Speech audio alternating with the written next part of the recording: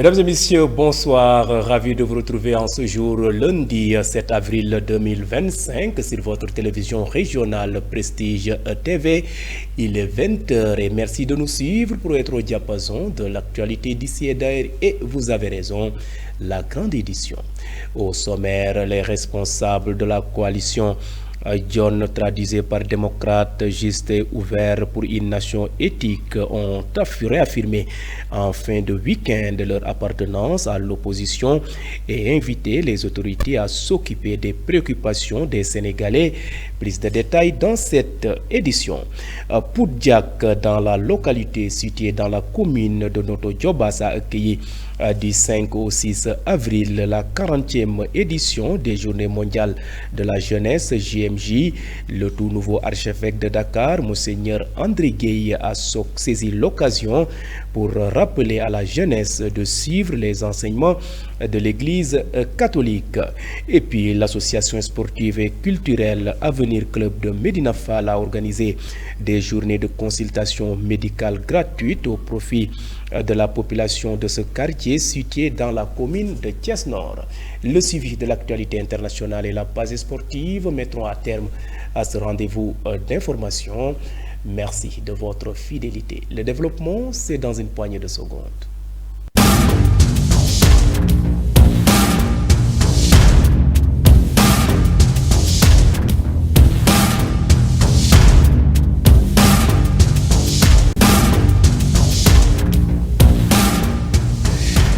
Bienvenue et merci de votre fidélité à votre télévision régionale. Démarrons ce rendez-vous d'actualité par la politique. Je vous le disais en titre, les responsables des coalitions démocrates, juste et ouverte pour une nation de l'éthique, John, ont affirmé en fin de week-end leur appartenance à l'opposition et invitent les autorités à s'occuper des préoccupations des Sénégalais. Ils se sont réunis le samedi 5 avril pour marquer le premier anniversaire du décès de l'ancien Premier ministre Mohamed Boun Abdallah Dionne. La coalition John, qui a procédé à un changement de dénomination, se veut une plateforme d'opposition selon son coordonnateur Mohamedou Moustapha Diagne. Suivons sa déclaration. Nous tous, nous sommes témoins contemporains et oculaires des événements de 2021 à 2024. Il ne saurait être question que le pouvoir désigne des coupables et des victimes. Nous voulons abroger. Abrogeons. Mais laissons la justice faire son travail et nous dire qui est coupable ou qui est victime. Ensuite, nous trouvons que ce gouvernement-là fait trop d'audits, trop de diagnostics. Quand on arrive, on diagnostique pendant une année, ça suffit. Il faut passer à l'action. Donc vraiment, on est avec un gouvernement où il y a trop de faits divers. Pour le moment, on a un gouvernement de faits divers. Macky Sall est un, comment on l'a dit, est un chef de gang.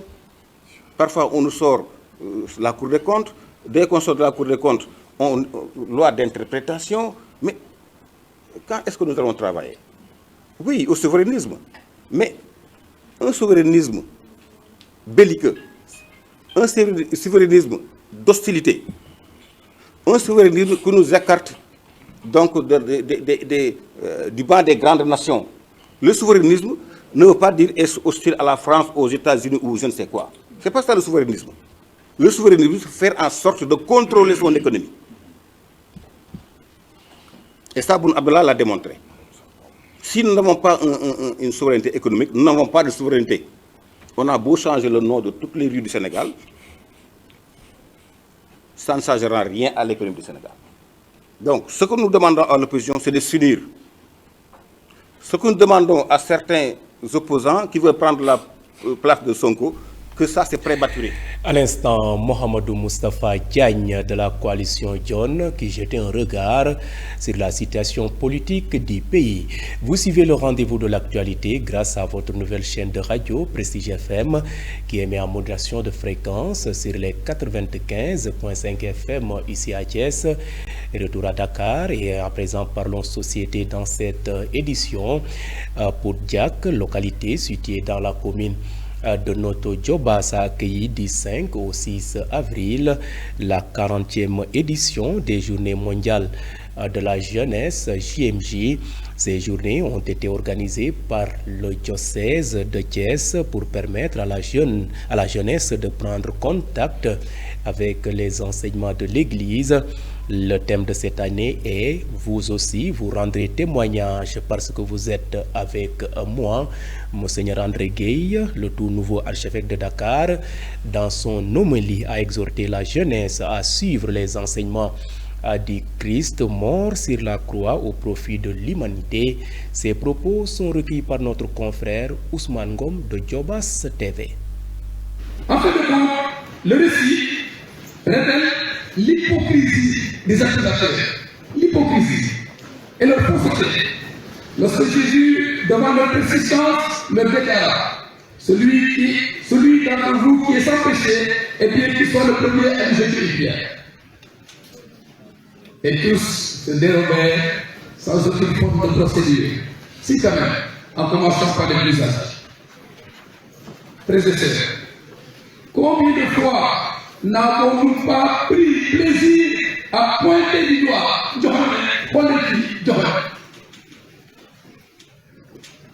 Combien de fois n'avons-nous pas pris le plaisir à pointer du doigt ceux que nous appelons des gars, qui des gars,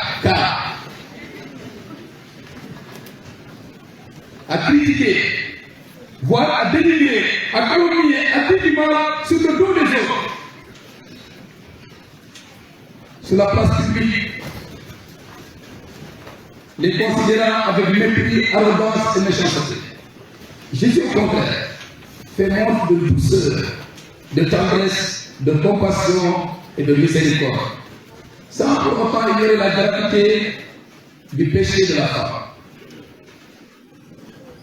La réponse de Jésus, celui qui est sans péché, qu'il soit le premier à lui jeter la pierre, nous ramène à nous-mêmes. Nous sommes tous pécheurs. Quel de nous quel? Nous sommes tous pécheurs et nous avons besoin tous de la miséricorde de Dieu. Tout autant, tout comme cette femme adultère. Si l'autre est un cas, moi aussi, j'en suis un, et même parfois pire. Donc, frères et sœurs, chers amis, soyez heureux. Ne soyons pas plus exigeants envers les autres qu'envers nous-mêmes. Et surtout, Jésus nous l'a dit, soyez miséricordieux. Ne jugez pas et vous ne serez pas jugés. Ne condamnez pas et vous ne serez pas condamnés. Pardonnez et vous serez... Monseigneur André Gueye, le tout nouveau archevêque de Dakar, il fut l'évêque de Thiès. Il a profité de ces JMJ pour faire ses adieux à la jeunesse catholique du diocèse de Thiès. L'association sportive et culturelle Avenir Club de Médina Fall a organisé des journées de consultation médicale gratuite au profit de la population de ce quartier situé dans la commune de Thiès Nord. Les habitants ont bénéficié de différentes spécialités lors de ces journées. Alioune Badrafal, le président de l'ASC Avenir, donne plus de détails sur cette initiative. Ces propos sont recueillis par Ousmane Diallo. Donc, nous célébrons les 48 heures de l'ASC. Donc, je pense que c'est le début d'une très longue série d'activités citoyennes que nous comptons mener au sein du quartier, de concert avec les autres ASC pour la prochaine fois. Donc, je pense que nous sommes de ceux qui pensent que le mouvement Noëtan, les ASC ne doivent pas se résumer au match de Noëtan. Mais l'ASC doit jouer un rôle important au sein du quartier, comme le développement, l'épanouissement et autres. Et la journée de la consultation gratuite est une réussite pour nous, c'est symbolique, dans la mesure où on a produit beaucoup de soins aux différentes personnes au sein du quartier qui n'ont pas un suivi médical progressif ou régulier. Donc, on est en train de faire des soins pour eux. Et je pense que c'est l'occasion aussi pour nous de saluer toutes les personnes qui ont œuvré pour la bonne marche de cette activité. Donc, je vais parler de l'AMT, Association des médecins thiessois, qui ont amené leur force, leur abnégation, mais aussi leur expertise avec beaucoup de générosité et d'une manière gratuite. C'est l'occasion aussi de saluer tous les AIC qui sont dans le quartier, le foyer des jeunes de Médina Fall, l'AIC Renaissance, Médina Fall Extension et l'AIC Guinaw-Rail. Je pense qu'on va œuvrer dans ce sens. Le recado de Thiès aussi, le président était là. Donc je pense qu'il y avait beaucoup de ressources humaines qui étaient venues nous féliciter. Et je pense que c'est dans le moment des choses. Nous sommes des jeunes. Donc ce qui nous préoccupe le plus, c'est le développement de notre quartier. Donc on va continuer à pérenniser ces ans d'activité. Donc c'est ce que nous voulons lancer. Demain c'est la journée de 7 Donc nous lançons un appel à toute la population de sortir massivement. Aline Badra Fall, le président de l'ASC Avenir Club de Médina Fall, qui revenait sur cette initiative citoyenne. Les coachs de fitness du Sénégal se sont donné rendez-vous en fin de week-end à Thiès pour une démonstration de force, mais accentuer la sensibilisation sur la pratique du sport qui constitue un élément essentiel pour le corps humain. Modou Ngom, le président de l'association des coachs de fitness du Sénégal, revient sur les objectifs visés par leur association. Le voici au micro de notre reporter Khadija Diallo. L'objectif de cet événement, c'était de quand même essayer de rassembler pratiquement tous les clubs qui existaient à Thiès, mais également de faire la promotion même du fitness et encourager la population thiessoise à fréquenter les salles, mais également à faire le sport. Oui, le thème qui a été retenu, c'est sport pour tous. Quand on parle de sport, vraiment, en fait, en prenant ce thème, on avait pour objectif quand même de sensibiliser, mais également de faire venir toute la population, ou bien même de dire à toute la population que c'est possible de faire du sport. Voilà. Effectivement, aujourd'hui, pratiquement, on peut dire que le meilleur remède reste le sport. Même bon, en étant après, pour la prévention, il est toujours demandé aux gens de s'activer à des tâches sportives à travers les salles ou bien même en plein air. Donc ça peut aider vraiment les personnes à retrouver leur santé. On est très satisfait. Franchement, la population est là présente et a répondu massivement à l'appel. Donc on peut que s'en féliciter et dire un grand merci également à nos souteneurs. Hein. Voilà. En l'occurrence, M. Babacar Diop, le maire de la ville, quand même, qui n'a ménagé aucun effort pour nous venir à nous.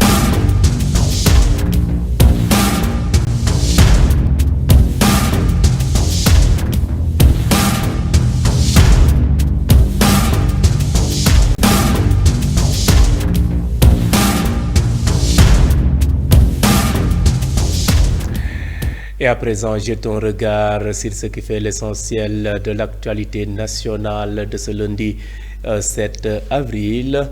Électricité, le coût du kilowatt va passer de 117 francs CFA à 60 francs CFA, selon le ministre Biram Souleye Diop, nous dit Mame Biram Cissé Gaye.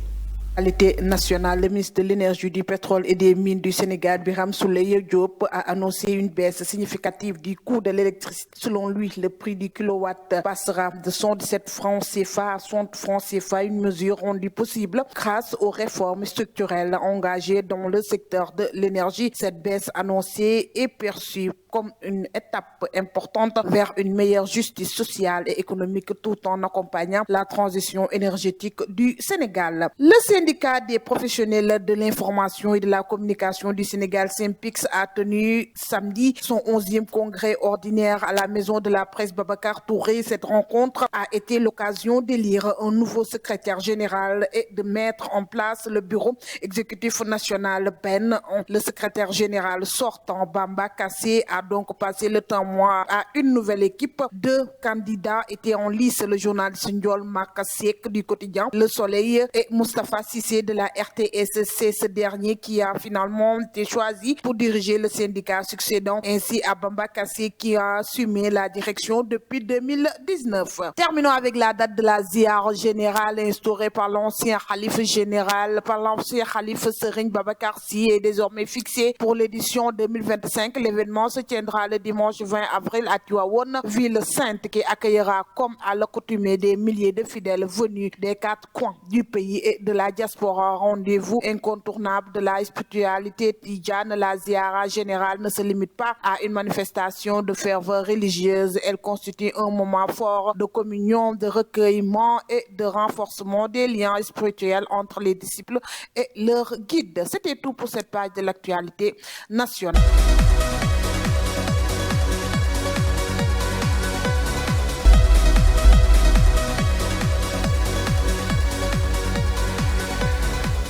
Ce jingle marque le point de départ de l'actualité hors de chez nous qui va nous mener dans le détroit du Bab el-Mendeb au Moyen-Orient. Mais tout d'abord, démarrons par l'Afrique du Nord.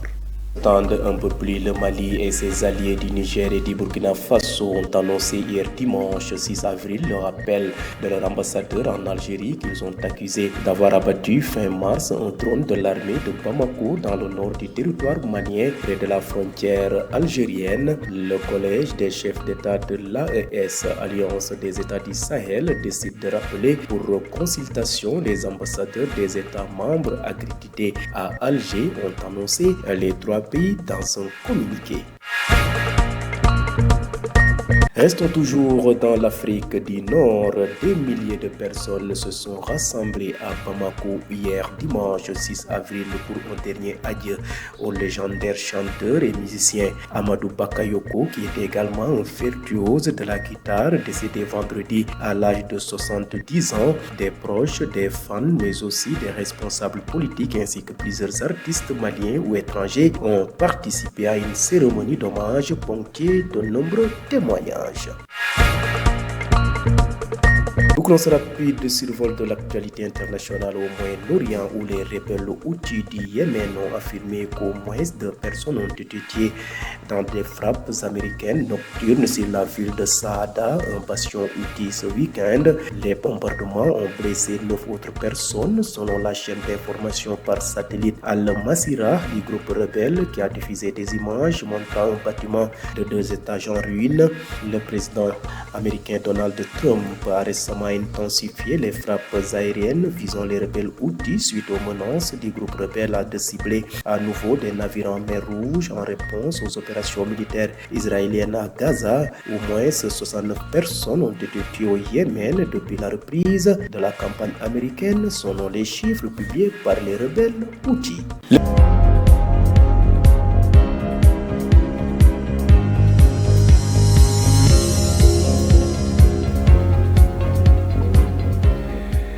Et bouclons cette édition par une note sportive.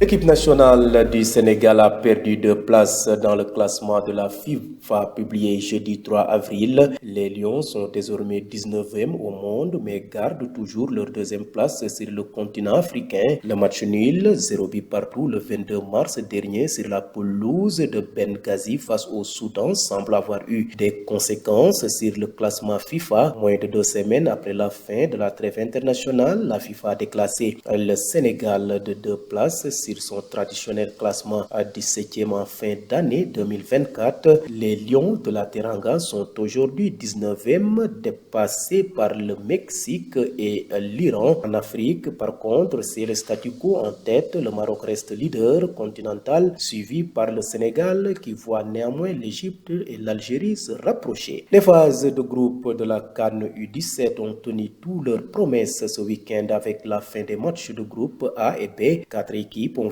validé leur billet pour les quarts de finale, tandis que certaines nations espèrent encore accrocher une place parmi les meilleurs troisièmes. Dans le groupe A, le Maroc a conclu en beauté avec une victoire maîtrisée face à la Tanzanie 2-0. Dans l'autre match du groupe, l'Ouganda et la Zambie se sont neutralisés 1 but partout au terme d'un duel tendu. Ce point suffit à la Zambie pour s'emparer de la deuxième place et décrocher son ticket pour les quarts de finale. Le Burkina Faso, déjà qualifié après 2 journées, a terminé le travail en beauté dans le groupe B en battant l'Afrique du Sud à 2-0. Malgré la défaite, l'Afrique du Sud conserve la deuxième place du groupe et verra aussi les quarts de finale. En revanche, la désillusion est totale pour le Cameroun, réduit à 10 dès la 25e minute. Les Lionceaux indomptables avaient pourtant ouvert le score contre l'Égypte avant de s'incliner à 2-1, une défaite amère qui les élimine dès le premier tour, eux qui avaient disputé la finale de l'édition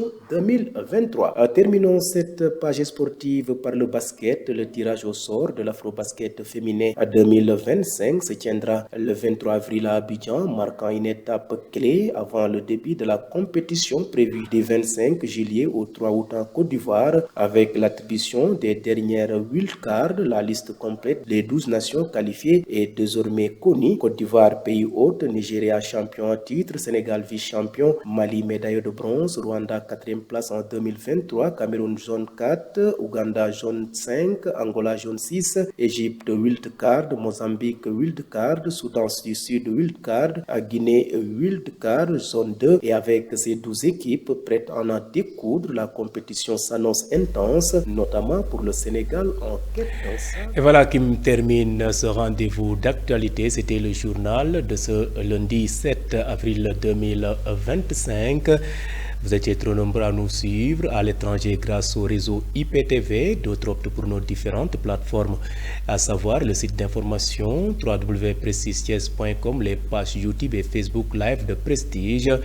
Et mention spéciale à nos auditeurs qui nous ont suivis grâce à cette nouvelle chaîne de radio Prestige FM qui émet en modulation de fréquence sur les 95.5 FM ici à Thiès. Et gardez la fréquence sur les 95.5 FM. D'un moment à l'autre, je vous retrouve pour la version Wolof de cette édition.